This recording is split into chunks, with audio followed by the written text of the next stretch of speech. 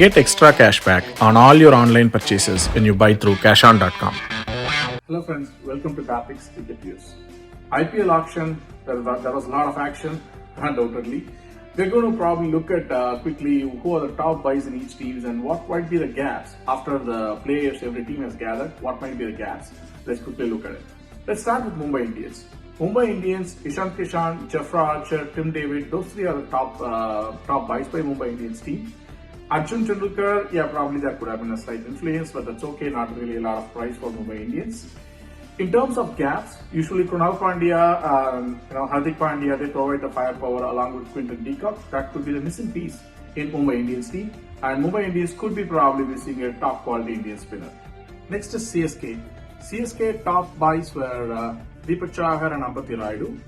CSK tried to get their old team back. I think they are sticking to their template in terms of the balanced team with experienced and young players. So there's not really a big gap in CSK team, but at the same time, their same old challenge of the age and the factors might kick in. But let's see, they might probably be missing a top quality specialist spinner, but hopefully they can manage with the existing all-rounders there. Next is Lucknow Super Giants. Lucknow Super Giants top buys are Avesh Khan and Jason Holder. So Lucknow Super Giants, I don't think they really have a big gap with KL Rahul, Krunal Pandya, Ravi Krishna in there. They seem to have the right mix.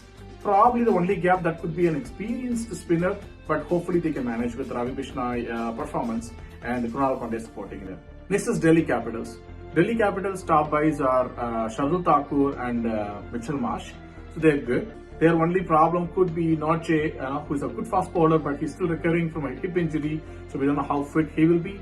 So that could be a gap in terms of fast bowling attack, but overall the team looked good on paper. Next is Punjab Kings. Punjab Kings top buys are Livingstone, Rabada and Shah Rukh Khan. Shah Rukh Khan is definitely a great player. So they have picked their right picks, I would say. I think their top order looks solid and their bowling team looks solid. Their possible gap would be a solid middle order. So they may have a more reliance on the top order. Let's see. Next is KKR. KKR's top buys were Nitish Rana and Shreyas Iyer. Definitely that's a good buy. I don't see a big gap in KKR's team. So they sound like having a solid playing 11 with a lot of firepower, a lot of hitting, and then good solid middle order as well.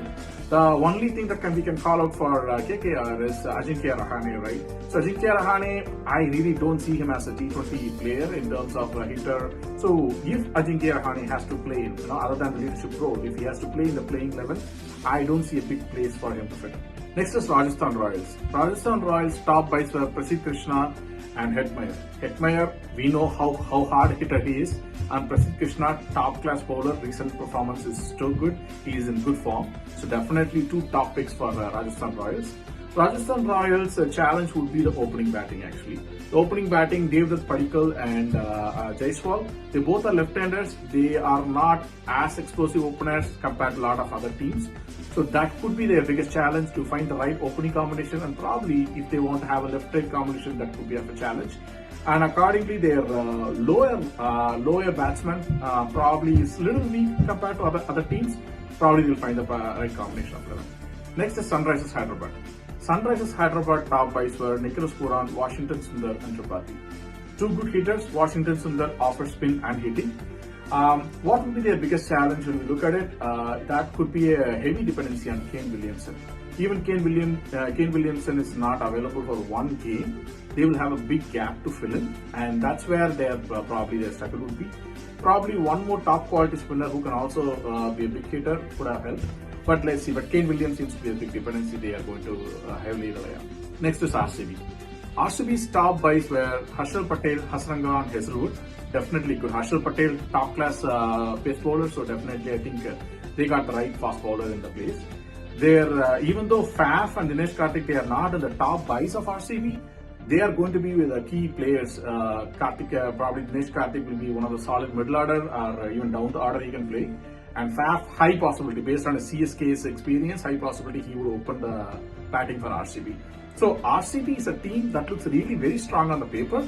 Their middle order could be slightly challenging because the top order continues to deliver, and then their bottom hitters are okay, but the middle order is going to be probably a slightly question mark. But given their strong top order, given their top class bowling attack, RCB looks very strong on paper. Last but not the least is Gujarat Titans. Their top picks were Ferguson, Tuatia and Shami. Shami, good in the pace bowling attack. Tuatia, he can offer spin bowling as well as good hitter. But their big problem, in my view, would be the leadership. We are going to depend on Hardik Pandya, who's going to lead the team. So he has not, he didn't have a lot of leadership experience. I don't see him as a big leader who can completely drive the team. He's more like a very talented individual contributor. That's where that could be a big challenge for the Gujarat Titans. They are a new team as well, so they will need some time, more time in bonding. But let's see, the players are okay, individually good. If the leadership can come and do the right job, and if Hardik Pandya take this opportunity and showcase his leadership skills beyond his batting skills, this would be a great opportunity for Gujarat Titans to shine. Well, friends, that's the quick summary of IPL Auction 2022. There was a lot of action in there, and then there was a lot of money spent. I'm sure everybody, every team, they thought through so many options in terms of their top order, left-right combinations, spin, pace attack, and fielding skills, and a good combination of experience and the leadership skills, plus the young team which they can groom as well. I'm sure everybody has done that math, and I think they tried to map that with what was money left on the table, and they picked their good possible big set of teams.